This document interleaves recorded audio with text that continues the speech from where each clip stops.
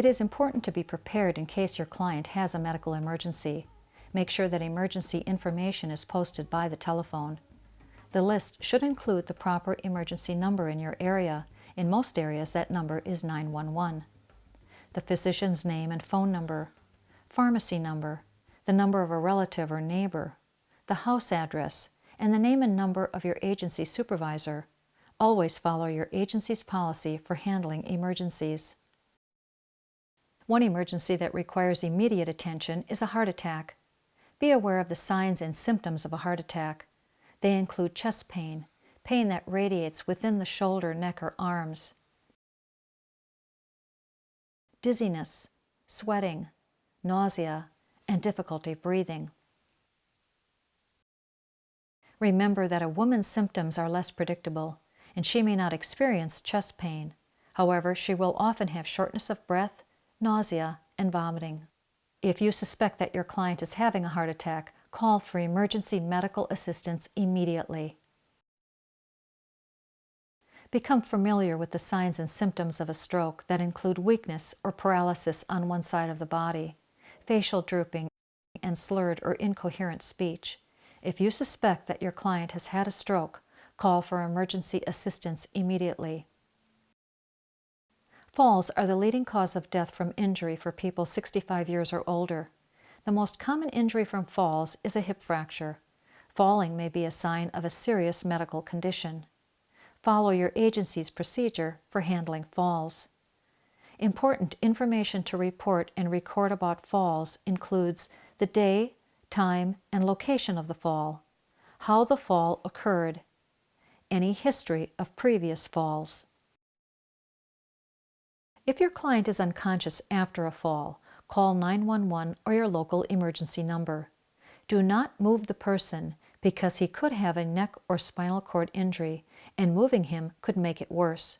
Cover him with a blanket to prevent chilling. Notify your supervisor. Stay with your client until help is available.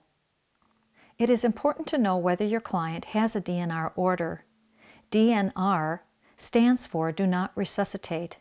It is a doctor's order that resuscitation should not be attempted if the person's heart or breathing stops. A DNR order means that the person does not wish to be brought back to life if his or her breathing or heart stops. Even with a DNR, you should still call emergency services if your client stops breathing. They will determine the proper medical procedure. If your client has a DNR order, it should be visible and easy for you, other care providers, and emergency personnel to locate. Older people are more vulnerable to fires and natural disasters because of reduced mobility, hearing, or other impairments. It is estimated that 75% of older people who die in home fires did not have working smoke alarms. Working smoke alarms provide early warning of fire and are especially important for older people. A safety checklist of the client's home should include monthly testing of the smoke alarms. In an emergency, follow your agency's plan for moving your client to safety or for another staff member to replace you. If you cannot contact the agency because of power outage or problems, listen to a battery-operated radio for emergency information. Stay with your client until help arrives or until your client has been moved to a shelter where he or she is physically stable and secure.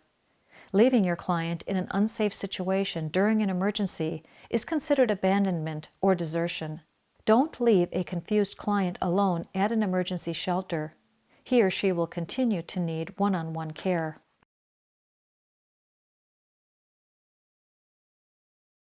When caring for someone on bed rest, the wrap and slide technique is a safe way to move that person out of danger. Use a blanket or sheet to wrap the person's body. Support their head and shoulders as you gently slide them off the bed in the direction of the exit.